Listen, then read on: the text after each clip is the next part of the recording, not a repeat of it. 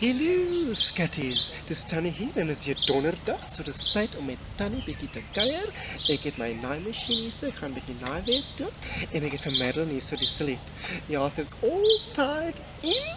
Ja, so get yourself a cup of tea and you can watch this video over and over again, you know. Something that really bothers me these days is the amount of the type of music that the children listen to. Dis net gefok en gedit en gedat. Ek sê vir maar as een liedjie wat ek baie van hou. Daar's hy nou. You already Die know wat my it is. Solid talk. Go and do it for me. Now watch me whip. Kill it. Now watch me nay. Okay. Now watch. Man, los daai liedjie, dis my favorite. Hoop nee is my favorite. Nee, Tannie, dis nie hoop nee nie. Dis hoop nee. Dit is hoop nee. Ek sê vir jou, ek is mos nie nee is 'n bloody donkie. As ek voor hierdie ding sit en ek dan vip ek die materiaal so dan nee, ek kom so. So dis hoop nee.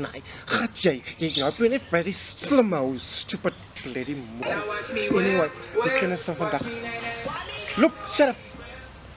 Kan my nou so vereer. Die kinders van ek weet nie of julle ook sulke en ek het nie eens kinders nie, ek is nog 'n virgin. Thank the good Lord, I didn't, oh no, if I gave birth to that. Oh my Lord, maar anyway mense, dit is nou Tannie on a Thursday. Ek en Madeline gaan ook lekker kry hier so by die naaimasjien en die naaiwerk klaar kry. Gaan sit julle maar nou lekker en gaan doen wat julle moet doen, gaan kook en al die tipe jazz. And I'll see you next week. Moenie vergeet nie, share me and stalk me if you must. Bye, liefjes. Ta-ta. You already know what it is. Solid talk.